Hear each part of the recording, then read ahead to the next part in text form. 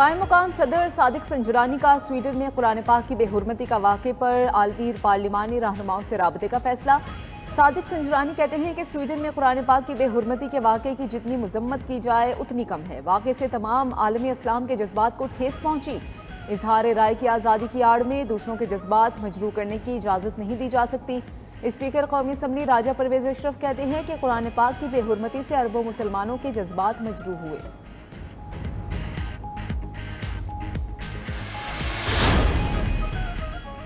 Sweden میں قرآن پاک کی بے حرمتی پر پاکستان کا شدید رد عمل۔ جے یو آئی کے سربراہ مولانا فضل الرحمان نے کہا، سویڈن کے واقعے سے پوری دنیا کے مسلمانوں کی دل آزاری ہوئی۔ امیر جماعت اسلامی سراج الحق نے کہا کہ حکومت سویڈن کے سفیر کے سامنے احتجاج ریکارڈ کرائے۔ صدر استحکام پاکستان پارٹی عبدالعلیم خان نے بھی واقعے کی شدید مذمت کی۔ نگراں وزیر اعلیٰ پنجاب محسن نقوی نے کہا کہ ایسی اشتعال انگیزی سے صرف نفرت اور انتہا پسندی جنم لیتے ہیں۔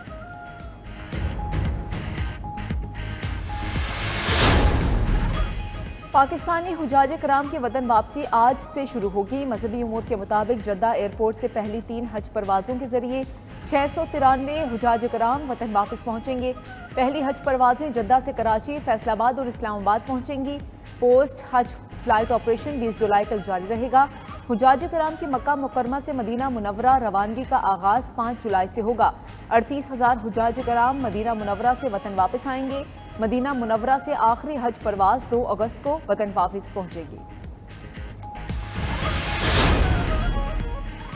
صدر مملکت عارف علوی نے مدینہ منورہ میں مسجد نبی صلی اللہ علیہ وآلہ وسلم میں نماز عشاء ادا کی۔ صدر عارف علوی کو خصوصی پروٹوکول میں مسجد نبی لے جایا گیا۔ صدر مملکت نے نماز عشاء ادا کرنے کے بعد ملک و قوم کے لیے دعا بھی کی۔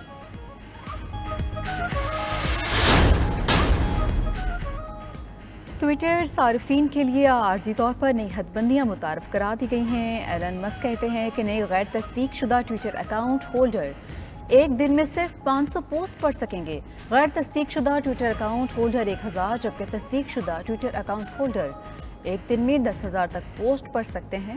گزشتہ روز دنیا بھر کے لاکھوں ٹویٹر صارفین کو ڈیٹا تک رسائی میں مشکلات کا سامنا۔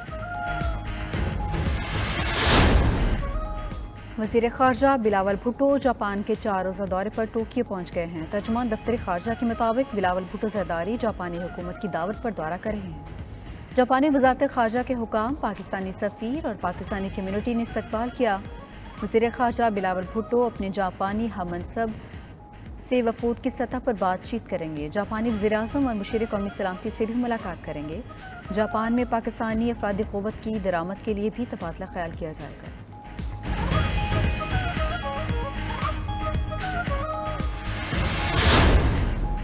پاکستان اور بھارت کے درمیان قیدیوں کی فہرستوں کا تبادلہ۔ بھارتی جیلوں میں 417 پاکستانی قید، 343 عام شہری اور 74 ماہی گیر شامل۔ ترجمان وزیر دفتر خارجہ کے مطابق پاکستان نے 308 بھارتی قیدیوں کی فہرست بھارت کے حوالے کی۔ 266 ماہی گیر اور 42 عام بھارتی قیدی شامل ہیں۔ پاکستان کا بھارت سے سزا پوری کرنے والے پاکستانی قیدیوں کو وطن واپس بھیجنے کا مطالبہ۔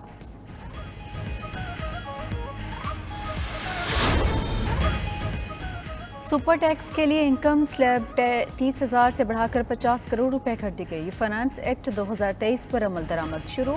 ایف بی آر نے ایکٹ ویب سائٹ پر اپلوڈ کر دیا ہے۔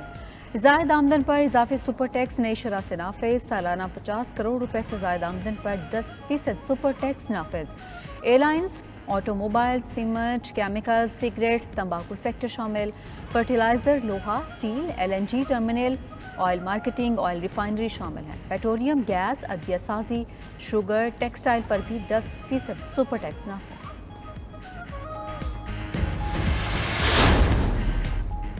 حکومت کی مخالفت پر صادق سنجرانی کا چیئرمین سینٹ کی تاحیات مراد کا بل واپس لینے کا فیصلہ۔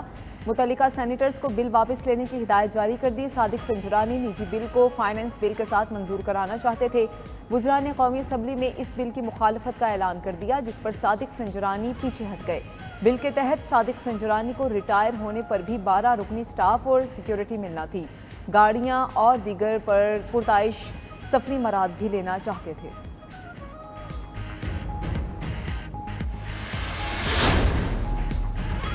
पंजाब में सेहत कार्ड पर दिल का इलाज और गायनी ऑपरेशन बंद कर दिए गए। गरीब शहरी प्राइवेट हॉस्पिटल्स में दिल का बाईपास नहीं करा सकेंगे।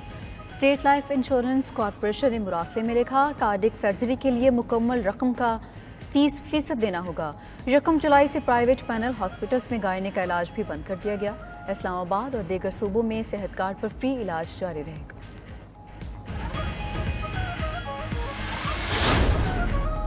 वज़ीर-ए-आज़म शहबाज शरीफ लाहौर में ईद मनाने के बाद मरी में मौजूद। वज़ीर-ए-आज़म शहबाज शरीफ हेलीकॉप्टर पर मरी पहुंचे, फैमिली के साथ मरी में क़याम करेंगे। दूसरी जानिब वज़ीर-ए-आज़म ने लाहौर में सफाई के बेहतरीन इंतज़ामात को सराहा। कहा कि ईद कुर्बा पर लाहौर समेत मुल्क के तमाम बड़े शहरों में सफाई सुथराई के बेहतरीन इंतज़ामात थे। लोगों की सुन्नत इब्राहिमी की अंजाम दही बतरीक़े अहसन और बग़ैर किसी दिक्कत के मुमकिन हो सकी।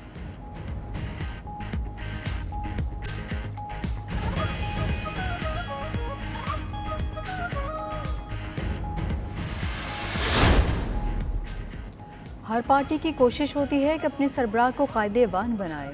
हमारी भी कोशिश है बिलावल भुट्टो वज़ीर आज़म बने। वफाकी वज़ीर खुर्शीद शाह के सखर में गुफ्तगू। बोले, पीपल्स पार्टी ने 2008 में अपना मंशूर दिया और इस पर अमल दरामद भी किया। पीपल्स पार्टी फिर मंशूर देगी और अपने निशान तीर से इलेक्शन में हिस्सा लेगी। कोशिश करेंगे दूसरी पार्टी से सीट एडजस्टमेंट करें। मुल्क की मैशत खतरनाक अज़दा बन चुकी, दुरुस्त करना बड़ा चैलेंज है।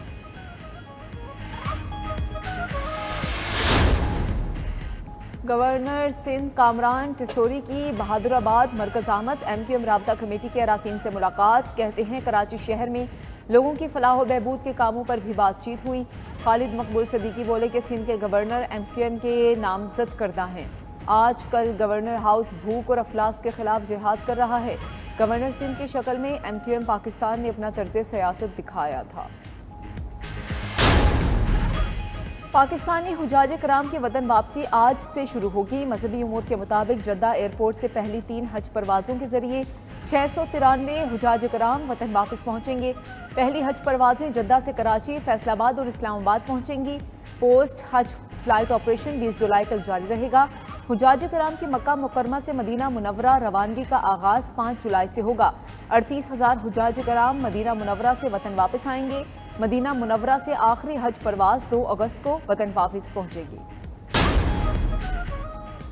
ट्विटर सार्फिन के लिए आर्जी तौर पर नई हदबंदियाँ मुतारफ करा दी गई हैं। एलन मस्क कहते हैं कि नए गैर तस्दीक शुदा ट्विटर अकाउंट होल्डर एक दिन में सिर्फ 500 पोस्ट पढ़ सकेंगे।